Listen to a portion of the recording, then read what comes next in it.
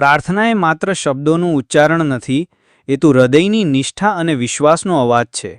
સાચી પ્રાર્થના મનને શાંત કરે છે અને આત્માને શક્તિ આપે છે. મુશ્કેલીના સમયમાં પ્રાર્થના આશાનો દીવો પ્રગટાવે છે અને હિંમત જાળવી રાખે છે. પ્રાર્થનાથી માણસ પોતાની નબળાઈઓ ભૂલીને નવી ઊર્જા અનુભવે છે. એ ઈશ્વર સાથેનો સંવાદ છે, જે આપણે આપણું દુઃખ, આનંદ અને આશા વહેંચીએ છીએ. પ્રાર્થનાની શક્તિ એ છે કે એ અશક્ય લાગતી બાબતોને પણ શક્ય બનાવી શકે છે. વિશ્વાસથી કરેલી પ્રાર્થના હંમેશા સકારાત્મક પરિણામ આપે છે. આજની વાર્તા મારા નાના પુત્રના જીવન માટે થોડા દિવસ પ્રાર્થનામાં તમે જોડાશો.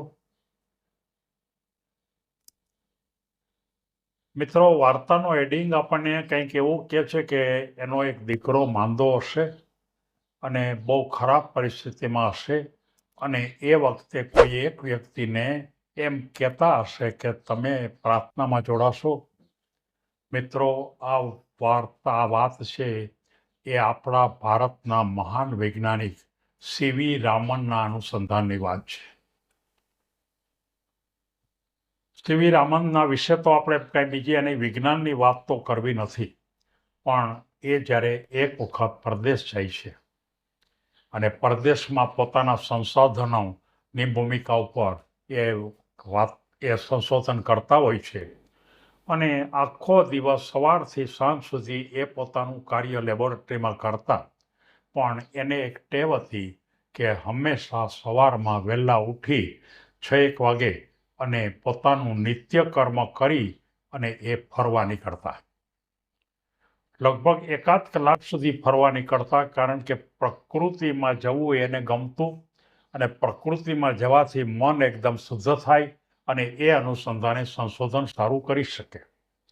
કોઈ એક દિવસ એ જ્યારે ફરવા નીકળતા હતા ત્યારે એક ટ્રક તેની બાજુમાં આવે છે, અને એ ટ્રકની અંદર જે શહેરમાં રહેતા હતા એનો જે ગંદવાળ હોય, ગંદકી, એ ગંદકી એની અંદર હતી, અને આ જે ટ્રક છે ઊભો રહે છે અને એમાંથી એક વ્યક્તિ નીચે ઉતરે છે.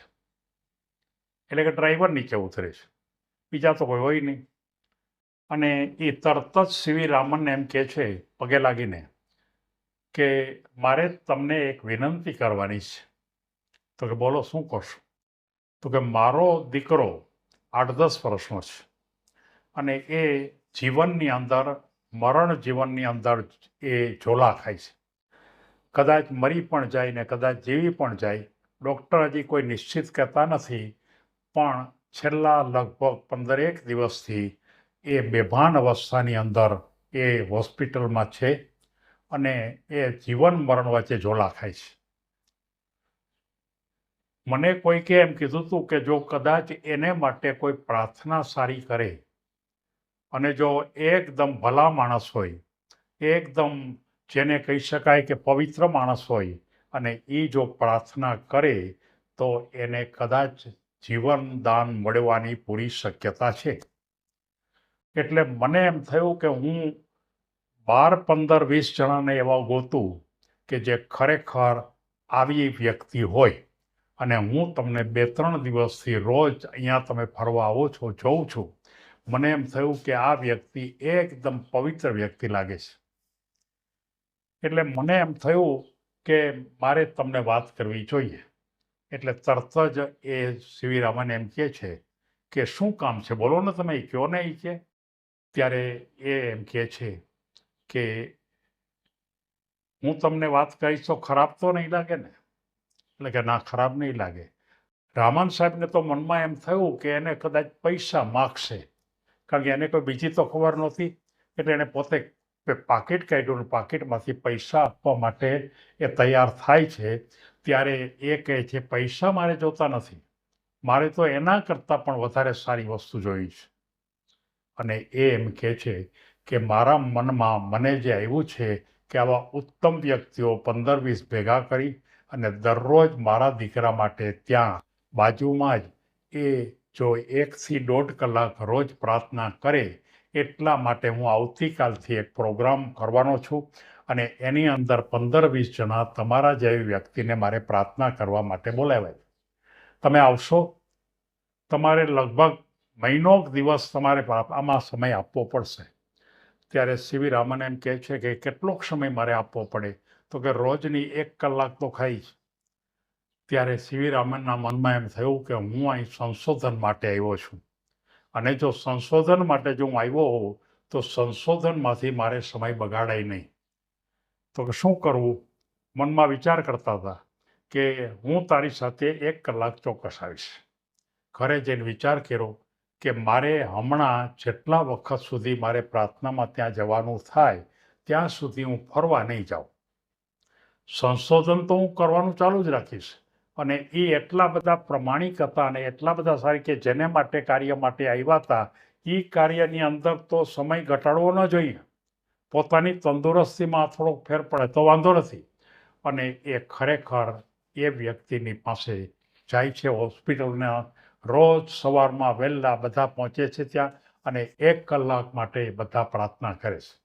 અને એ પ્રાર્થનાની અંદર માત્ર એક જ વાત એ લોકો કરે કે આ જે બાળક છે એ બાળકને ઈશ્વર પોતાના વધારે સારી રીતે એને શક્તિ આપો અને પોતાનું જીવન પાછું એને મળે એવી શક્તિ આપો. એ પ્રકારની પ્રાર્થના બધાએ કરવાની હોય છે. સમય જતાં લગભગ એકાદ મહિનો થયો, બીજો કોઈ ફેરફાર થોડો ઘણો થયો પણ ખરો. પણ પછી સીવી રામને એમ કીધું કે હવે મારું કામ વધારે એ છે કે મારે સંશોધન કરવું. ત્યારે પહેલો જે ડ્રાઈવર હતો એણે એમ કીધું કે માત્ર 1 અઠવાડિયું વધારે આવો. અને એમણે કીધું કે 1 અઠવાડિયું હું આવીશ. અને એ 1 અઠવાડિયા માટે ફરી વધારે આવે છે. અને ત્યાં કોઈક ચમત્કાર થયો અને એનો જે દીકરો હતો એ દીકરો એકદમ ભાનમાં આવી ગયો અને ધીમે ધીમે ધીમે એના પોતા સારવાર પણ સારી મળી અને ખરેખર એ છોકરો જીવંત બની ગયો. ડૉક્ટર સીવી રામને પોતાના એક જગ્યાએ પ્રવચનમાં આ વાત કીધેલી અને એને એમ કીધું કે મેં જ્યાં સંશોધનો કર્યા અને એ સંશોધનોમાં મને કેટલુંક જાણવાનું મળ્યું, પણ એના કરતાં પણ વધારે મને જાણવાનું એ મળ્યું કે જો કોઈ પણ માણસ માટે એકદમ નિખાલસતાથી ઈશ્વર પાસે પ્રાર્થના કરે, પ્રાર્થનાનો અર્થ માગણી નહીં, પ્રાર્થનાનો અર્થ શક્તિ આપવા માટે જો પ્રાર્થના કરે તો ચોક્કસપણે એનો ફાયદો થાય છે. એ સંશોધન પણ મને ત્યાંથી જાણવા મળ્યું. એટલા માટે આ કેટલાક સંશોધનો મેં ત્યાં કર્યા. એમાં એક મારું વધારાનું સંશોધન હતું અને એ સંશોધનની વાત મારે આપણા ગ્રુપના મેમ્બરોને વાત કરવાની હતી, એટલે મેં આ વાત તમને કરી. મારે એમ કહેવું છે કે આપણા કોઈ સ્વજનો, આપણા કોઈ નજીકના મિત્રો કદાચ કોઈ બહુ ગંભીર બીમારીમાં હોય તો એની પાસે થોડા સમય પૂરતું દરરોજ નિયમિત પ્રાર્થના કરવાની વ્યવસ્થા જો ગોઠવવામાં આવે તો આ સીવી રામન સાહેબ આપણને એમ કહે છે કે એમાં ફેર તો પડે જ, એમાં કોઈ શંકા નથી. અલબત્ત એણે એ પણ કીધું કે જો એનું જીવન સંધ્યા પૂરી જ થઈ ગઈ હોય, જો એને ખરેખર એનું જે જીવન પૂરું જ થઈ ગયું હોય તો આપણે કાંઈ કરી શકતા નથી. પણ એને સારા વિચારો પ્રાર્થના દ્વારા જો આપી અને જો સારી શક્તિ માટે કુદરત પાસે માગણી કરીએ તો એમાં ફેર પડે છે. એ વાત ચોક્કસ છે. એટલે દરેકે કોઈ એક વધારના પ્રયત્ન તરીકે આ કરવામાં વાંધો શું છે, એ વાત મારે સૌને જણાવી હતી. સૌને ધન્યવાદ.